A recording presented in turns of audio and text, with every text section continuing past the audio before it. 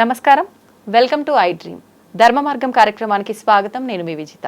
ప్రస్తుతం మనతో పాటు ఉన్నారు ప్రముఖ జ్యోతిష్యులు సుభాష్ శర్మ గారు. ఇప్పుడు గురుగారితో మాట్లాడి మన సందేహాలన్నింటినీ కూడా నివృత్తి చేసుకుందాం. నమస్కారం గురుగారు. గురుగారు, యుగాంతం రాబోతుంది. అసలు బ్రహ్మంగారు కాలజ్ఞానంలో చెప్పిన కొన్ని మాటలు ఆయన రాసినవి జరుగుతున్నాయి అని చెప్పి మాట్లాడుకుంటున్నాం. అయితే ఆయన రాసిన దాంట్లో భాగంగా యుగాంతం కూడా త్వరలోనే రాబోతోంది. కొన్ని చూస్తున్నాం, 2032 వరకు వచ్చేస్తుంది యుగాంతం అని చెప్పి కూడా చూస్తున్నాం. రకరకాలుగా ఎవరికి తోచినట్టుగా వాళ్ళు మాట్లాడుతున్నారు. అయితే నిజంగా బ్రహ్మంగారు రాసిన కాలజ్ఞానంలో యుగాంతం అనే ఒక అంశం ఉందా? ఉంటే అది ఎప్పుడు రాబోతోంది? ఎంత చేరువలో ఉంది అది మనకు? తప్పకుండా తెలియజేస్తారమ్మా. ముందుగా ప్రేక్షకులందరికీ శ్రీమాత్రే నమః, శ్రీ గురుభ్యో నమః. జ్ఞాని నామ్నపి చేతాంసి దేవి భగవతీ హిస బలాయ కృష్ణమోహాయ మహామాయ ప్రయశ్చతి. ఇక్కడ యుగాంతము అనే దానికి డెఫినేషన్ ఏంటి అంటే, ఈ యుగము అయిపోయిన తర్వాత మరో యుగంలోకి అడుగు పెడితే దీన్ని యుగాంతం అయిపోయింది. ఇప్పుడు ఎలాగైతే కృతయుగము, త్రేతాయుగము, ద్వాపర యుగం ముగిసిపోయిన తర్వాత మనం కలియుగంలోకి అడుగు పెట్టామో, అలాగే కలియుగం అనేటటువంటిది అంతమైపోవడానికి ఇంకా చాలా వ్యవధి ఉంది. ఏదో మనము 2000 మనము ఆల్రెడీ గతంలో 2010లో యుగాంతం అనేటటువంటి ఒక మూవీ వచ్చింది. ఆ మూవీ వచ్చిన అసలు యుగాంతం అయిపోయింది అని అనుకున్నారు. చాలా మంది అపోహ పడిపోయి అసలు యుగాంతమే అయిపోతుంది అని అనుకొని చాలా మంది అపోహలో పడిపోయారు. ఇప్పుడు కూడా చాలా మంది యుగాంతము అని అంటే అంత చిన్న విషయం కాదది. అది ప్రకృతిలో జరిగేటటువంటి మార్పుల వల్ల మనం ఆ రకంగా అపోహ పడుతున్నాం తప్ప యుగాంతం జరగడానికి ఇంకా చాలా సంవత్సరాలు వ్యవధి ఉంది. ఇంకా రాబోయే ఇంకొన్ని వందల సంవత్సరాలు ఉంది తప్ప యుగాంతం ఇప్పుడు జరగడానికి అవకాశం లేదు. కాకపోతే ప్రకృతి వైపరీత్యాలు జరుగుతాయి. ప్రకృతిలో అనేక రకాల మార్పులు సంభవిస్తూ ఉంటాయి.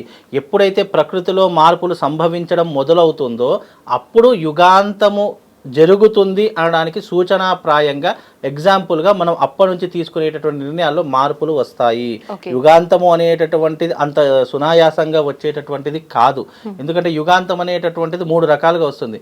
జల ప్రళయము అనేటటువంటిది ఒకటి వస్తుంది, అలాగే భూకంపము అనేటటువంటిది ఒకటి వస్తుంది, వాయు కంపము అనేటటువంటిది ఒకటి వస్తుంది. ఈ 3 అనేటటువంటి యుగాంతాన్ని పూర్తిగా చిన్నాభిన్నం చేసి అంటే పూర్తిగా నేలమట్టం చేసిన తర్వాతనే మన కొత్త యుగం అనేటటువంటిది ప్రారంభమవుతుంది. అలాగే బ్రహ్మంగారు కాలజ్ఞానంలో చెప్పినటువంటి అంశాలు ఏంటి అని అంటే, బ్రహ్మంగారు 3 విషయాలు చెప్పారు.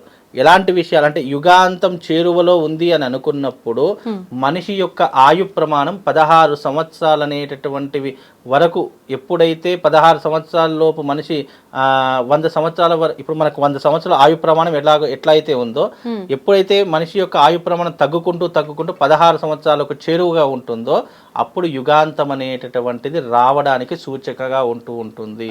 అలాగే ఈ యుగాంతం రావడానికి గల మరొక కారణము, మనకు విజయవాడలో ఉన్నటువంటి కనకదుర్గ యొక్క ముక్కు పుడకను కృష్ణమ్మ తల్లి ఎప్పుడైతే తగులుతుందో ఆ జలము అప్పుడు యుగాంతం వస్తుంది అని సూచికాప్రాయంగా చెప్పడం జరిగిందే తప్ప, ఆల్రెడీ ఇప్పుడు మొన్న వరద బీభత్సానికే ఆల్రెడీ అమ్మవారి గుడి వరకు వచ్చేసాయి నీళ్లు. మళ్ళీ ఇలాంటి విపత్తులు రాబోయేటటువంటి రోజుల్లో ఇంకా భీకరంగా జరుగుతాయి.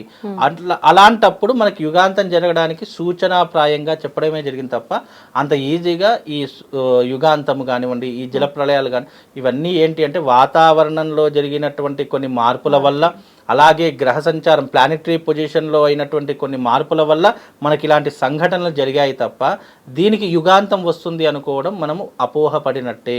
యుగాంతం అనేటటువంటిది అంత ఈజీగా వచ్చేటటువంటిది కాదు. కాకపోతే యుగాంతం రావడానికి ఇంకా కొన్ని వందల సంవత్సరాలు ఉంది. కాకపోతే ఏంటంటే 2050వ సంవత్సరంలో మాత్రము మన భారతదేశానికి తీరనటువంటి అపాయము, తీరనటువంటి జల ప్రళయం అయితే వచ్చేటటువంటి సూచనలు అయితే 100% ఉన్నాయి 2050లో. అది కాలజ్ఞానంలో పోతులూరి వీరబ్రహ్మేంద్ర స్వామి వారు ఎప్పుడో తాళపత్ర గ్రంథాలలో లిఖించినటువంటి 2050లో మాత్రం భారతదేశానికి తీరనటువంటి నష్టం కలుగుతుంది. భారతదేశంలో తీరనటువంటి వ్యాధులు, తీరనటువంటి జల ప్రమాదాలు, తీరనటువంటి ఆస్తి నష్టం మాత్రము 2050లో 100% జరిగి తీరుతుంది. కాకపోతే అది ఇంకా చాలా సమయం ఉంటుంది కాబట్టి, అంటే దాదాపు ఇప్పుడు 2024లోనే ఉన్నాం మనము. అంటే 2050 రావడానికి ఇంకో మరో 26 సంవత్సరాలు ఉంటుంది. ఆ 26 సంవత్సరాల తర్వాత దాని యొక్క ఇంపాక్ట్ అనేటటువంటి అప్పుడు మనం అర్థం చేసుకుంటాము.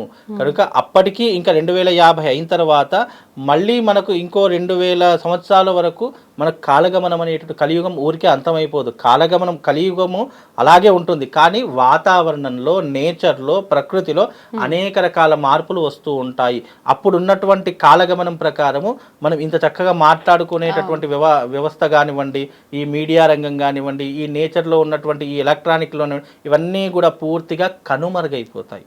100% అవన్నీ కనుమరుగైపోయి మళ్ళీ కొత్తదనానికి శ్రీకారం చుట్టడం అనేటటువంటిది, అంటే శ్రీ సైకిల్ ఎలా జరుగుతుందో అలాగే కొత్తదనానికి 2050లో కొత్తదనానికి శ్రీకారం చుట్టడం జరుగుతూ ఉంటుంది.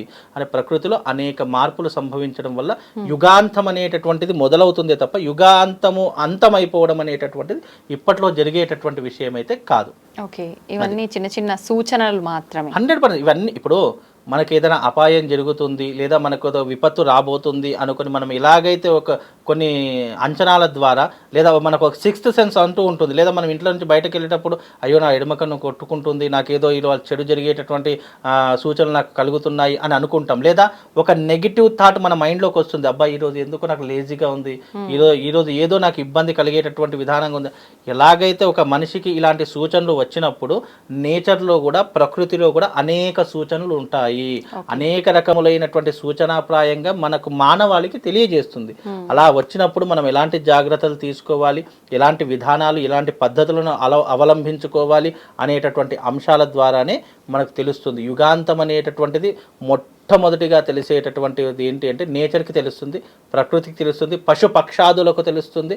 కాబట్టి ఈ యుగాంతం అనేటటువంటిది ఇప్పట్లోటైతే వచ్చేటటువంటి అవకాశాలు, కాకపోతే కొన్ని విపత్తులు మాత్రం వస్తాయి. ఆ విపత్తుల వల్ల ఆస్తి నష్టం జరుగుతుంది, ప్రాణ నష్టం జరుగుతుంది తప్ప యుగం అయితే అంతం అయిపోదు. యుగం అంతం కావడానికి ఇంకా చాలా అంటే మనకున్నటువంటి జ్యోతిష ఆధార ప్రకారంగా చాలా నియమాలు ఉన్నాయి, చాలా పద్ధతులు ఉన్నాయి. కాబట్టి యుగాంతం అనేటటువంటిది ఏదో మాట్లాడుకునేంత ఈజీ అయినటువంటిది కాదు. అది యుగం అంతం అయిపోవాలి అంటే మళ్ళీ కలియుగంలో కలిపురుషుడు మళ్ళీ అవతారాన్ని దాల్చేటటువంటి సమయం వస్తే అప్పుడు యుగాంతం అనేటటువంటిది ముగుస్తుంది తప్ప ఆ యుగాంతం వచ్చేసరికి మనమే ఉండం. ఫస్ట్ ఆఫ్ ఆల్ మాట్లాడుకోవడానికి ఏదో టైంపాస్ అవుతుంది తప్ప ఇదేదో మాట్లాడుకోవడానికి ఒక కంటెంట్ అవుతుందే తప్ప ఈ యుగాంతం అనేటటువంటి మనం చూడము, మనం ఉండము. కాకపోతే సూచనాప్రాయంగా కాలజ్ఞానంలో వీరబ్రహ్మేంద్ర స్వామి వారు రాసినటువంటి కొన్ని సూచనలు ఆయన చెప్పిన ప్రతి ఒక్కటి కూడా తూచా తప్పకుండా జరిగింది. ఇది కూడా జరిగేటటువంటి సంఘటనలు ఎప్పుడైతే కృష్ణమ్మ యొక్క నది అమ్మవారి యొక్క ముక్కు పుడకను తాకుతుందో అప్పుడు యుగాంతం అనేటటువంటి జరుగుతుంది. అది ఇప్పట్లో జరిగేటటువంటి దాఖలాలు కూడా మనకి ఎక్కడా లేవు. కాకపోతే ప్రకృతితో మార్పులు జరుగుతాయి, ప్రకృతిలో ఎన్నో రకాలైనటువంటి విపత్తులు మళ్ళీ సంభవిస్తాయి. ఇప్పుడు ఇంకోటి ఏంటంటే ఈ గ్రహణ ప్రభావము మళ్ళీ మన భారతదేశం మీద పడేటటువంటి సూచనలు చాలా మట్టు కొన్ని ఇప్పుడు చెప్తున్నాను, రాసి పెట్టుకోండి. ఈ నెల 18వ తారీఖు నుండి వచ్చే నెల 18వ తారీఖు వరకు మన భారతదేశంలో ఒక జల ప్రళయం అనేటటువంటిది ప్రారంభమవుతుంది. ఒక జల ప్రళయం ముప్పు అనేటటువంటిది పొంచుకొని వస్తుంది. ఇది మాత్రం రాసి పెట్టుకోండి. 100% ఆ జల ప్రళయం వచ్చినప్పుడు తీరనటువంటి ఆస్తి నష్టము, తీరనటువంటి ప్రాణ నష్టం కలుగుతుంది. అది 100% జరిగే తీరుతుంది. అంటే ఇప్పుడు జరుగుతున్న వాటికన్నా ఇంకా పెద్దగా ఇంకా పెద్దగా ఇది కేవలం శాంపుల్ మాత్రమే. ఇంకా దీనికంటే మోస్ట్ పవర్ఫుల్ నెగిటివ్ ఇంపాక్ట్ ఏదైతే ఉందో అది ఇంకా రాలేదు. అది వచ్చేటటువంటి దాఖలాలు 100% రాబోయే ఒక నెలలో మాత్రం 100% ఇది రాసి పెట్టుకోండి. మన భారతదేశంలో సూచనాప్రాయంగా చెప్తున్నాను, అక్టోబర్ 18 వరకు మన భారతదేశంలో తీరనటువంటి ఆస్తి నష్టము, జల ప్రళయం అనేటటువంటి తప్పకుండా జరుగుతీరుతుంది. ప్రాంతం ఏమైనా అంచనా వేయచ్చా గురువు? ప్రాంతం మనం అంచనా వేయడానికి కుదరదు. ఎందుకంటే భూమి అనేటటువంటిది తన చుట్టూ తాను తిరుగుతూనే ఉంటుంది. అది ఎప్పుడు ఏ విపత్తు ఎక్కడ పడుతుంది అనేటటువంటిది మనం చెప్పలేము. అది సైంటిస్టులు, పరిశోధకులు వాళ్ళు మాత్రమే ఈ యొక్క వాతావరణ సూచనలు ఉన్నటువంటి వాళ్ళు మాత్రం అంచనా వేస్తారు తప్ప మనము ఇప్పుడు జ్యోతిష్యం ఏం చెప్తుంది అని అంటే గనక ఇది కేవలం వస్తుంది అనేటటువంటిది మాత్రమే సూచింపబడుతుంది. అది ఏ టైంలో ఎక్కడ ఏ ప్రదేశంలో పడుతుంది అనేటటువంటిది సైంటిస్టులు తేల్చుకోవాల్సినటువంటి. గురుగారు పెద్ద పెద్ద అంటే పూజలు చేసే మనకు పెద్ద పెద్ద వాళ్ళు చాలా మంది ఉన్నారు, మరి ఇలాంటివి ఆపడానికి ఏం చేయలేమంటారా?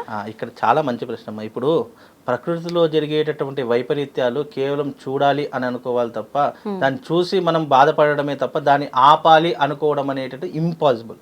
ఎగ్జాంపుల్, వర్షం పడుతుంది, వర్షం పడుతుంది అని చెప్పేసి వర్షాన్ని ఆపే శక్తి మన దగ్గర ఉందా? లేదు. అసలు నేచర్లో జరిగే ప్రతి ఒక్కటి, గాలిని ఆపలేము, వర్షాన్ని ఆపలేము, నీరుని ఆపలేము, నిప్పుని ఆపలేము.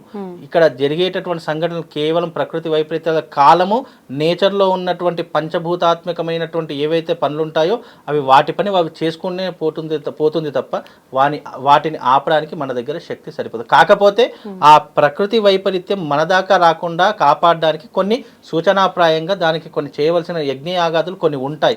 పూర్వకాలంలో అప్పుడు ఋషులు మహర్షులు ఇలాంటి విపత్తులు రాకుండా ఆపడానికి ఎన్నో యజ్ఞయాగాదులు చేసినటువంటి సంఘటనలు కూడా మనకు కనిపిస్తాయి వేదంలో, శాస్త్రంలో. అలా ఇప్పుడు ఎగ్జాంపుల్, వర్షాన్ని ఆపే శక్తి మన దగ్గర లేదు. కాకపోతే ఆ వర్షం మన మీద పడకుండా మనకి ఎన్నో రకాల ఫెసిలిటీస్ ఉన్నాయి. రెయిన్ కోట్లు ఉన్నాయి, గొడుగులు ఉన్నాయి, లేదా మనం ఇంట్లో కూర్చుంటే మన మీద వర్షం పడదు, లేదా ఒక కార్లోకి వెళుతున్నా మన మీద వర్షం పడకుండా మనం ప్రొటెక్ట్ ఎలాగైతే చేసుకుంటామో అలాంటి ప్రకృతి వైపరీత్యాలు అనేటటువంటివి పెద్దదిగా వచ్చేటటువంటి చిన్నదిగా వచ్చి ఎలాంటి నష్టం జరగకుండా వెళ్ళిపోయేటటువంటి సూచనాప్రాయంగా మనం చేయవచ్చు తప్ప దాన్ని ఆపేటటువంటి శక్తి మానవుడి దగ్గర ఎవరి దగ్గర కూడా ఆ శక్తి ఉండదు. కాబట్టి అది దేవతల దగ్గరనే ఉంటుంది. కాబట్టి ఆ దేవతలను మనం అర్థించడము, ఆ దేవతల్ని మనం కోరుకోవడము, ఇలాంటి ప్రకృతి వైపరీత్యాలు రాకుండా ఉండడానికి చూసుకోమని మనం ప్రాధేయపడమే తప్ప ప్రకృతిలో జరిగేటటువంటి విపత్తులు మనం ఎవ్వరం కూడా ఆపలేమమ్మా. ధన్యవాదాలు గురుగారు. శ్రీమాన్.